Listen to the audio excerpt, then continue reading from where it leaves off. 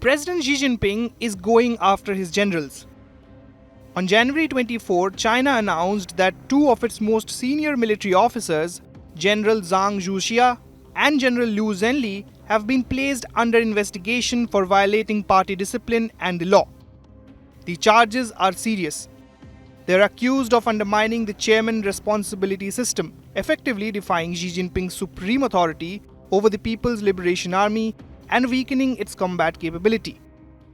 The speed and severity of the action point to something far larger than a routine disciplinary probe.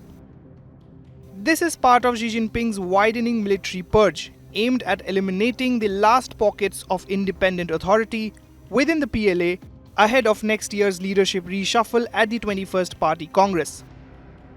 Zhang Youxia was no ordinary general. He was a princeling, a childhood friend of Xi, and a close collaborator since Xi rose to power in 2012.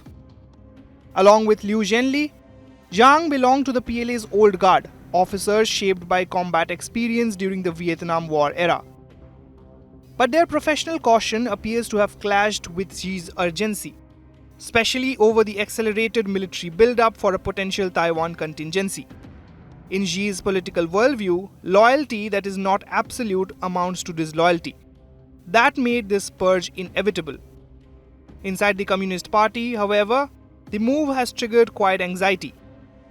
Beijing has responded swiftly, using tightly controlled messaging and selective media leaks, alleging grave and unpatriotic conduct in order to prevent unrest among the military ranks and the broader political system.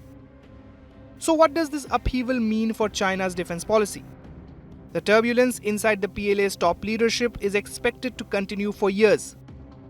The Central Military Commission has been hollowed out, and rebuilding it with a new generation of leaders who are both competent and politically loyal will take time.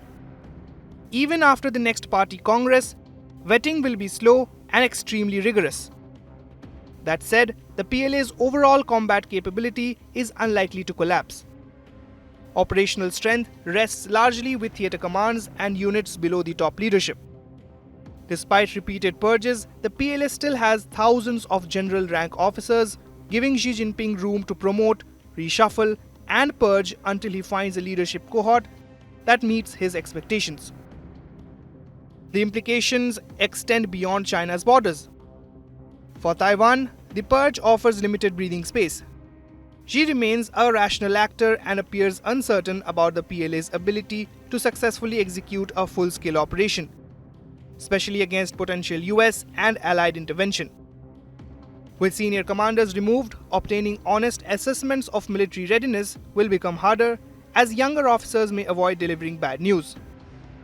Xi is therefore likely to continue relying on calibrated grey zone operations rather than risk an outright military adventure that could undo years of strategic gains. The same logic applies to India. Despite recent efforts at cautious rapprochement, economic engagement has improved and diplomatic channels have reopened. Nearly 50,000 troops remain deployed along the line of actual control. Structural competition between the two countries remains unresolved. China's close coordination with Pakistan during Operation Sindoor and its expanding footprint in the Indian Ocean further complicate trust. In this context, Xi's military purge is more likely to preserve a managed status quo on the LAC rather than trigger immediate escalation, even as China continues to enhance its leverage over time.